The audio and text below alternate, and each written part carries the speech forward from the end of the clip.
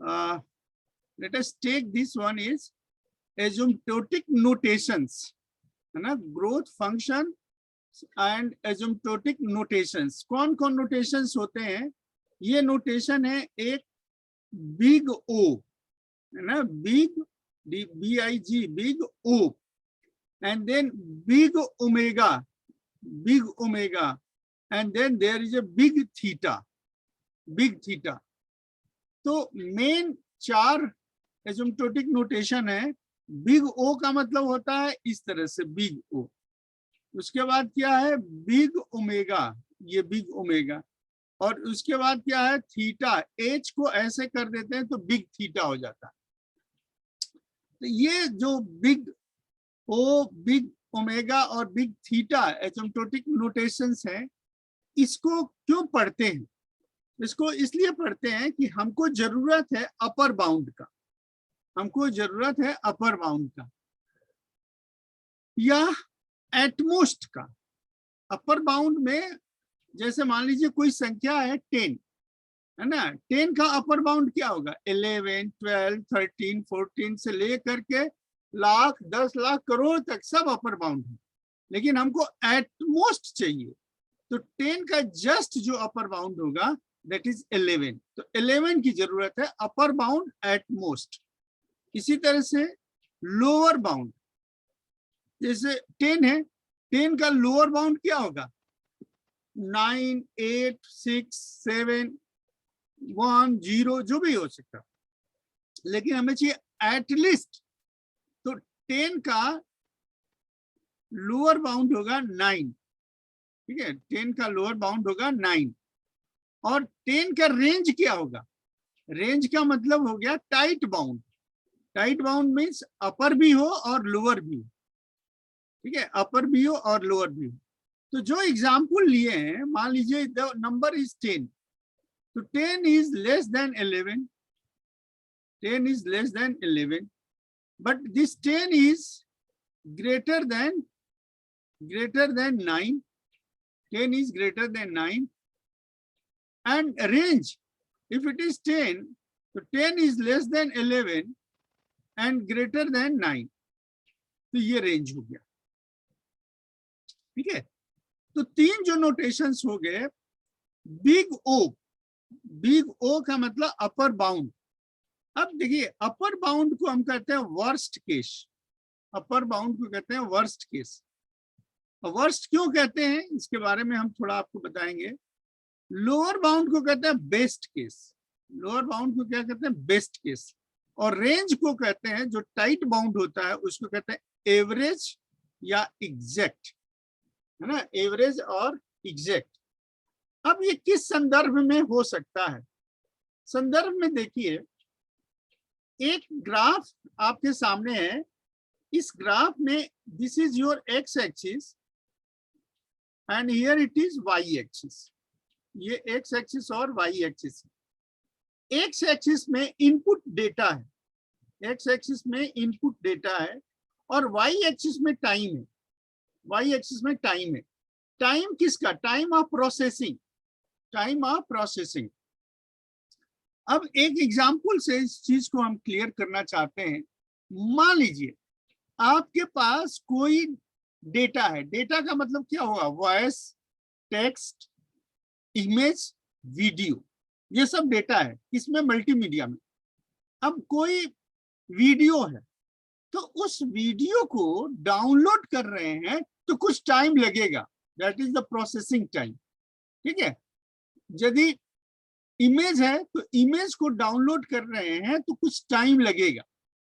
तो जो इमेज को है, आप नॉर्मली जब फॉर्म भरते हैं ऑनलाइन फॉर्म, तो उसमें जो फोटो होता है उस इमेज को कहते हैं 10 KB से ज्यादा नहीं होना चाहिए। Image should be less than 10 KB। तो 10 KB is data, n is 10 KB। यदि वीडियो है तो एक वीडियो का जो डेटा होगा वो टेक्स्ट या मैसेज या इमेज डेटा से ज्यादा होगा, है ना। मान लीजिए कोई 10 MB का डेटा है, वीडियो है, तो 10 MB के वीडियो को डाउनलोड करने में कितना टाइम लगेगा, है ना। तो ये जो टाइम है वो प्रोसेसिंग टाइम। अब प्रोग्राम या डाउनलोड करते समय अब आपके पास दो मैसेजिंग एप्स है, एक व्हाट्सएप है और दूसरा टेलीग्राम। कोई बता सकता है हमको कि सेम वीडियो को व्हाट्सएप से डाउनलोड करने और टेलीग्राम से डाउनलोड करने में टाइम किसमें कम लगता है? सर व्हाट्सएप से। व्हाट्सएप में कम लगता है, टेलीग्राम में ज्यादा लगता है। ये सर ज्यादा लगता है। हाँ, क्यों? नहीं मालूम। ये नहीं पता सर, बट ज्यादा लगता है ये पता है। हाँ, आप उसको डाउनलोड करके देखिएगा कि किसमें कम लगता है, किसमें ज्यादा लगता है। अब मान लीजिए आपके हिसाब से कि व्हाट्सएप में कम लग रहा है, टेलीग्राम में ज्यादा लग रहा है, ठीक है? तो इसका मतलब कि अलग अलग टाइम हो गया, अलग अलग टाइम हो गया। और ये दोनों ऐप क्या है? प्रोग्राम है, कंप्यूटर के प्रोग्राम्स हैं जो प्रोसेस करते हैं और प्रोसेस करने से टाइम लेते हैं, ठीक है? तो अब हम ये कह रहे हैं कि कोई एक और ऐप हो और उससे भी टाइम निकाल दे, तो तीनों के टाइम को कंपेयर करें तो एक का जो मिनिमम टाइम आएगा और एक को मैक्सिमम टाइम आएगा, ठीक है? तो जो मैक्सिमम टाइम है वो वाला ऐप प्रीफर करेंगे कि जो मिनिमम टाइम है उसको प्रीफर करेंगे।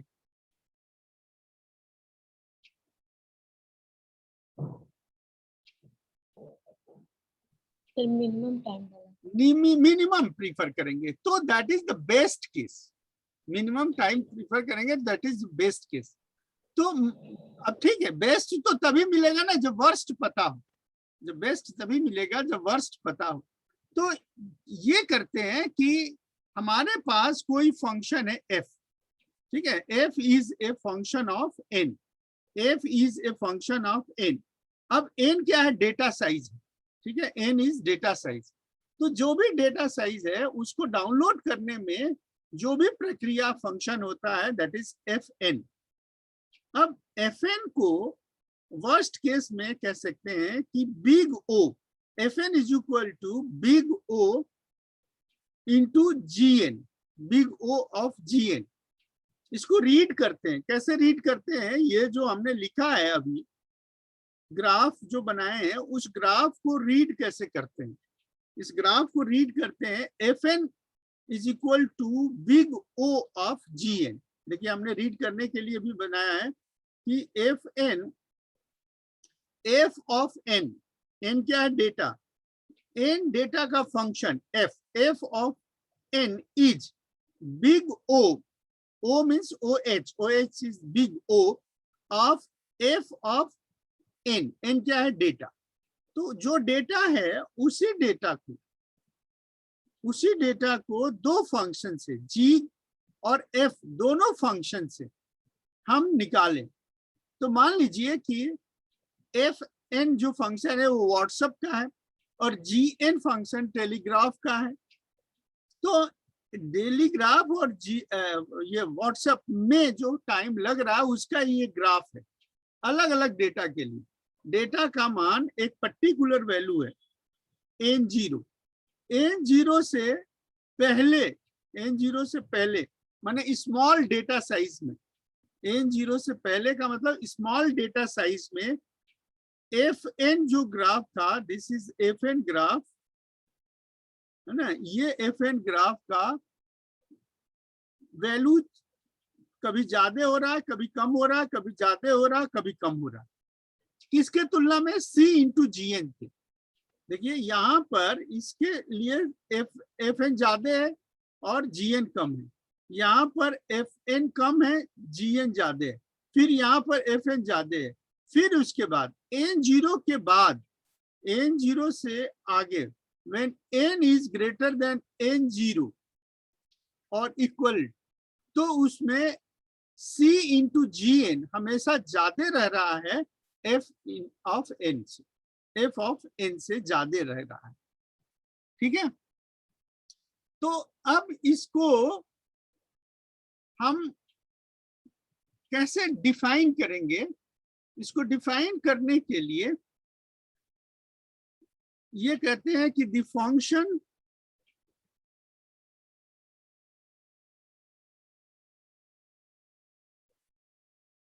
this function f of n is equal to big of n, है ना, रीड करने if and only if, है ना, ये तो सिंबल आप एनालिसिस में पढ़ चुके हैं, if and only if there exists c greater than 0. c greater than 0 का मतलब positive, c greater than 0 means positive, and n0 such that f of n is less than equal to c into gn for every n greater than equal to n0. ठीक है, तो ये जो graph हमने लिखा है, इस ग्राफ को यदि एनालिसिस मैथमेटिक्स के रूप में लिखे तो कहेंगे कि there exist c is greater than 0 positive और n0 एक डेटा साइज है such that fn is less than of c into gn for every n is greater than n0. ठीक है, तो this is a upper bound. अब lower bound में आइए. Lower bound में क्या करते हैं कि इसमें f of n is equal to omega gn. तो अब आप ये देखिए कि ये जो फंक्शन है f ये फंक्शन यहाँ पर cgn से बड़ा है, फिर ये छोटा हो रहा है, फिर एक पर्टिकुलर वैल्यू के बाद ये बड़ा हो रहा है. तो यहाँ तक तो जो वैल्यू है वो फ्लक्चुएट कर रहा है, दीज आर फ्लक्चुएटेड वैल्यू. लेकिन इस वैल्यू के बाद n0 के बाद ये चेंज हो रहा है, स्टडी चेंज हो रहा है. तो ये जो स्टडी चेंज हो रहा है इसको हम कह सकते हैं the function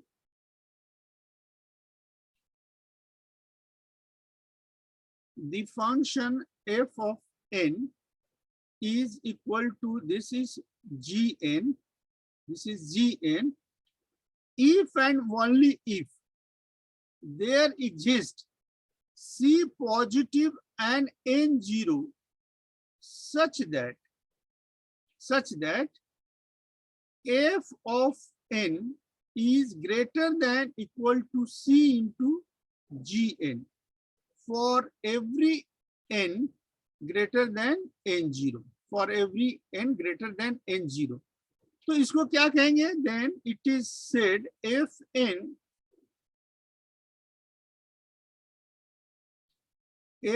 dominate gn, fn dominate gn. ठीक है, और इस केस में क्या करेंगे? gn dominate fn. यहाँ पे कह देंगे कि this gn dominate fn. So this is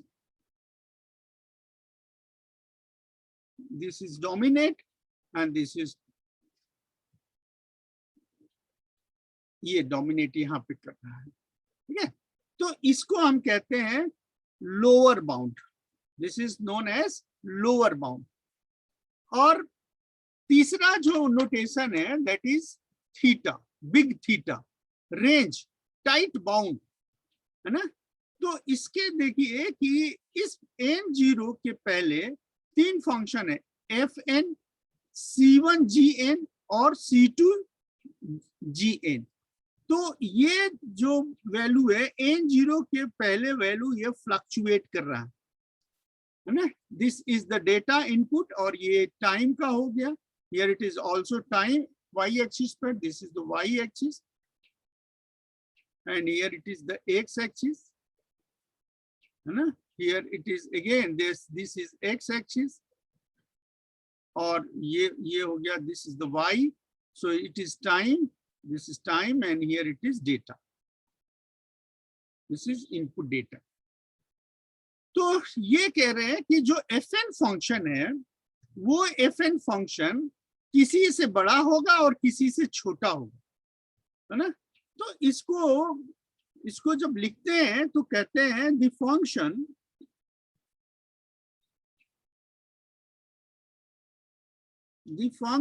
f of n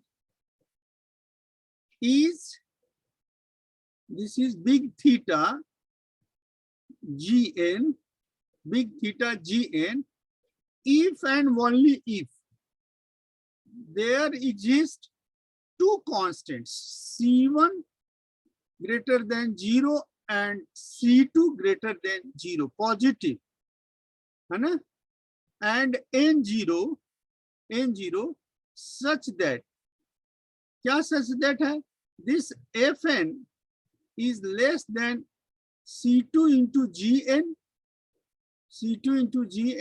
and this is greater than c1 into gn,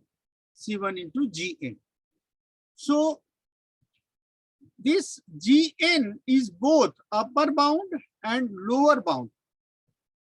That is, gn is both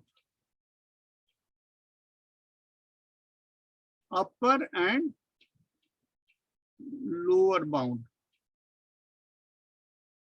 of f of n. This is f of n. तो ये तीन growth function हो गए, और ये तीन growth functions के explanation और डेफिनेशन, तीन ग्रोथ फंक्शन के एक्सप्लेनेशन और डेफिनेशन। अब इस ग्रोथ फंक्शन के एक्सप्लेनेशन और डेफिनेशन से दो चीजें हम निकालते हैं, और वो दो चीजें हैं जो एग्जाम्पल के बाद ही क्लियर हो पाता है। तो let us see one example. Let us see one example. That is example 1. किसका एग्जाम्पल है? It is related to big O, है ना, बिग O से पहला है। क्या एग्जाम्पल है? Find out the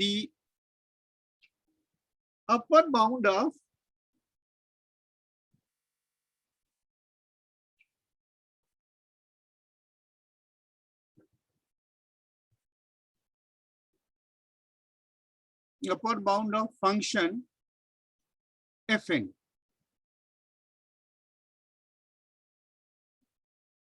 Fn is equal to 3n plus 2. 3n plus 2 का अपर बाउंड निकालना है। Solution for the upper bound of the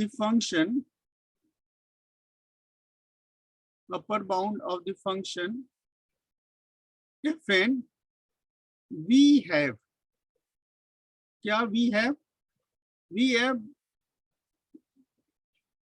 f of n is 3n plus 2, 3n plus 2। अब इसका यदि हम प्लॉट देखें, if we see the plot, तो ये एक प्लॉट हो गया, this is your n and this is your f of n।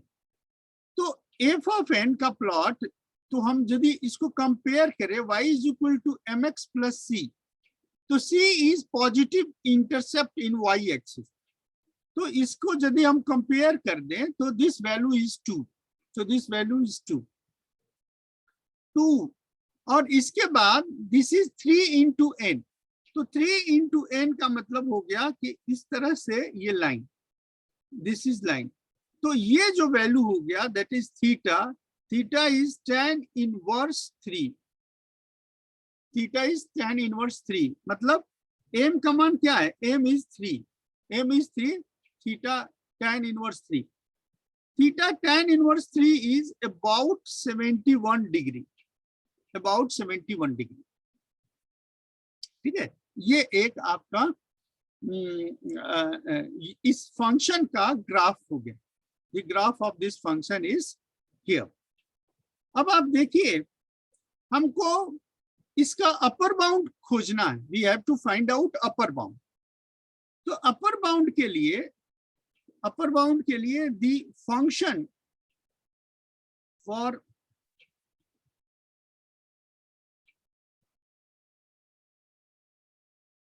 given function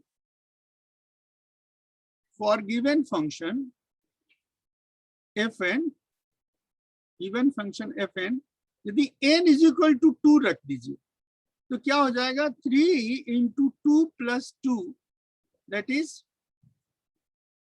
3 into 2 is 6 plus 2 8। If n is equal to 3 रख दें तो 3 इंटू 3 प्लस 2, दैट इज 11। यदि n is equal to 4 रख दें तो 3 इंटू 4 12 प्लस 2 इज 14। अब इस fn function के लिए हम जो फंक्शन कंसीडर करें दैट इज gn। तो gn जो होगा वो 3n प्लस 2 से ज्यादा होगा, है ना, 3n प्लस 2 से ज्यादा। तो 3n प्लस 2 से ज्यादा करने के लिए यदि हम इसको कह दें, फंक्शन तो n ही होगा लेकिन जो c वैल्यू हो वो 4 हो, 4n। यदि फंक्शन 4n है तो 4n में, है ना, gn की वैल्यू क्या होगी, gn दैट इज 4n। तो 4n में जो करस्पॉन्डिंग वैल्यू होगी 4 into 2 is equal to 8। n is equal to 2 के लिए gn की वैल्यू 8 हो गई। n इज इक्वल टू 3 के लिए, gn की वैल्यू क्या होगी, 4 into 3 that is 12। 4 into 2 into 12, 4 n is equal to 4 के लिए क्या होगा, 4 इंटू 4 इज इक्वल टू 16। तो आप ये देखिए कि n इज इक्वल टू 2 के लिए वैल्यू बराबर है ना, n इज इक्वल टू 2 के लिए fn और gn बराबर है। लेकिन n इज इक्वल टू 3 के लिए fn की वैल्यू gn से कम है। n इज इक्वल टू 4 के लिए जो fn की वैल्यू है वो 14 है और gn की वैल्यू है 16। तो इस तरह से हमारे पास जो फंक्शन मिला वो फंक्शन हो गया, this function is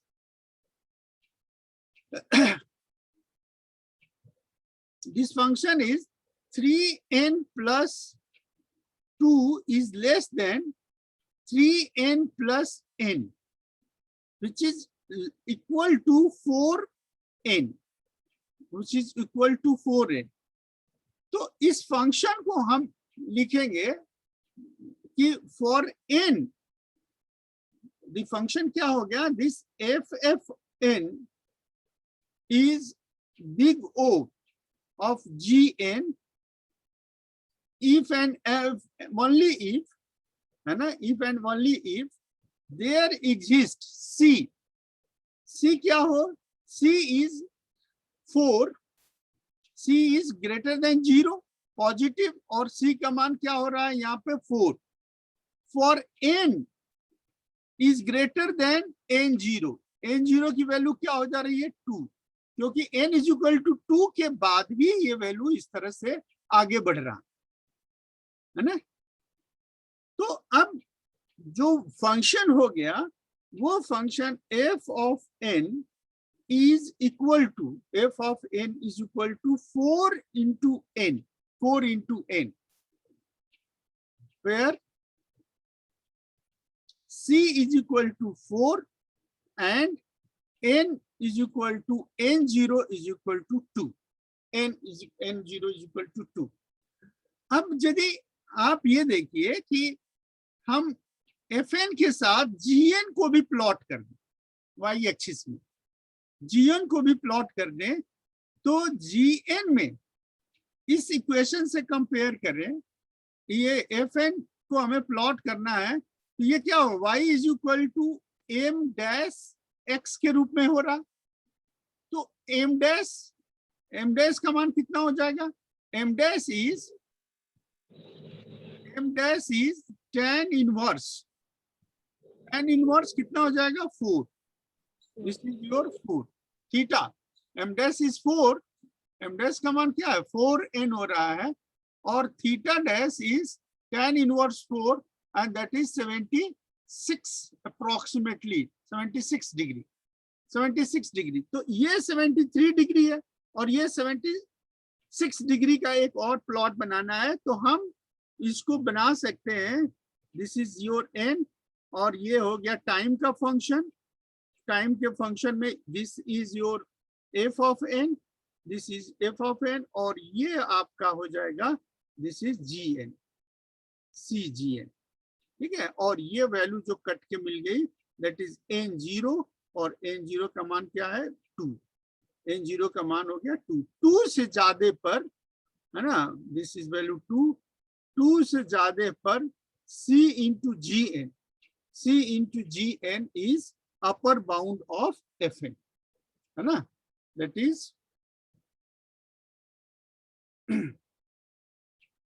that is f of n is upper bounded by gn, upper bounded by gn. ठीक है, तो this is the example and its explanation.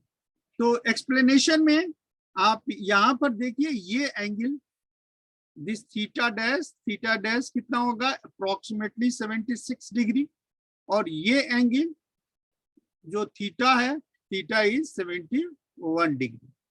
तो growth function, this is the growth function, कि कोई भी function हमको दिया है तो उस फंक्शन के आधार पर हम किस तरीके से उसका कैलकुलेट कर सकते हैं टाइम फैक्टर.